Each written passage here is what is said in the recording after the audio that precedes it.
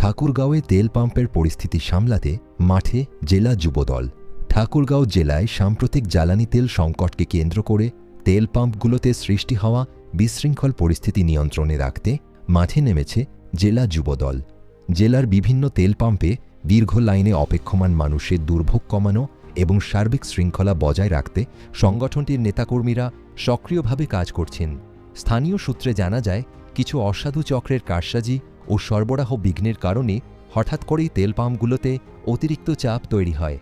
এতে সাধারণ মানুষের মাঝে উৎকণ্ঠা ও ভিড় বাড়তে থাকে, যা এক পর্যায়ে বিশৃঙ্খল অবস্থার সৃষ্টি করে। এ অবস্থায় জেলা যুবদলের নেতাকর্মীরা দ্রুত বিভিন্ন পাম্পে গিয়ে পরিস্থিতি নিয়ন্ত্রণে ভূমিকা রাখেন।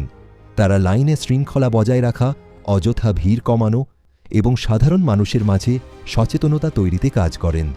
অনেক জায়গায় তাদের উপস্থিতির কারণে অপ্রীতিকর ঘটনা এড়ানো সম্ভব হয়েছে বলে জানিয়েছেন স্থানীয়রা। এছাড়াও আইন শৃঙ্খলা বাহিনী ও প্রশাসনের সঙ্গে সমন্বয় রেখে তারা সার্বক্ষণিক পরিস্থিতি পর্যবেক্ষণ করছেন এবং স্বাভাবিক পরিবেশ বজায় রাখতে সহযোগিতা করছেন।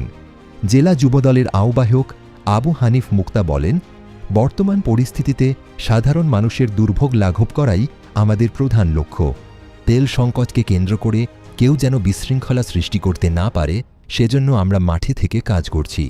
আমরা প্রশাসনের সঙ্গে সমন্বয় রেখে জনগণের পাশে আছি এবং পরিস্থিতি স্বাভাবিক না হওয়া পর্যন্ত আমাদের এই কার্যক্রম অব্যাহত থাকবে। যুবদল সবসময় মানুষের কল্যাণে কাজ করে। যে কোনো সংকটে আমরা জনগণের পাশে থাকব, এটাই আমাদের অঙ্গীকার।